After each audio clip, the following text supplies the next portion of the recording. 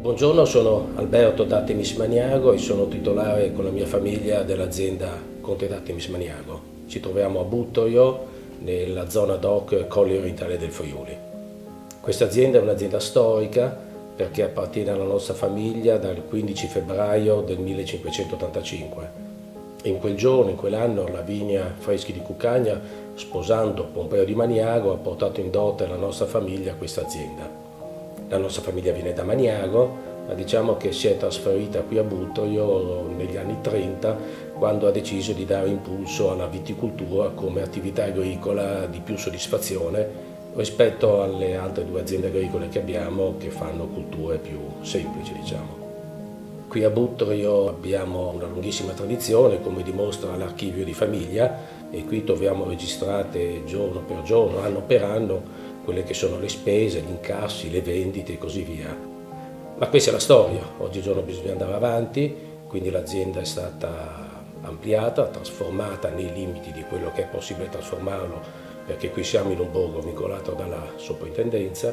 Attualmente l'azienda ha una superficie di 112 ettari, di cui 86 a vigneto. Mediamente vendiamo intorno alle 420-450 mila bottiglie all'anno. Un 70% di mercato italiano e un 30% di mercato estero. Tra le varietà che noi produciamo abbiamo le cosiddette varietà internazionali, quindi quelle arrivate in Friuli a metà dell'Ottocento, post Fillossera, e tra i bianchi parliamo del Pinot Grigio, del Sauvignon, dello Chardonnay, e tra i rossi il Cabernet Franc, Cabernet Sauvignon e Pinot Nero.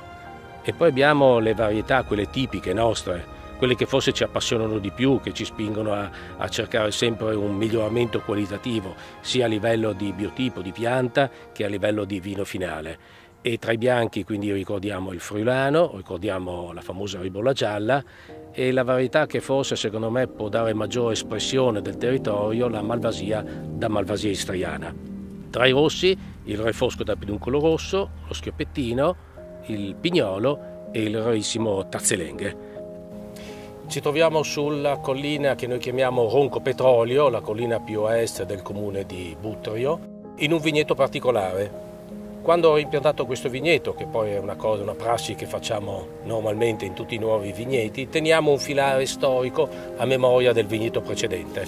Questo è un filare classico di una volta, un misto verduzzo e picolite, in quanto pensavano una volta che il verduzzo aiutasse il picolite nell'impollinazione.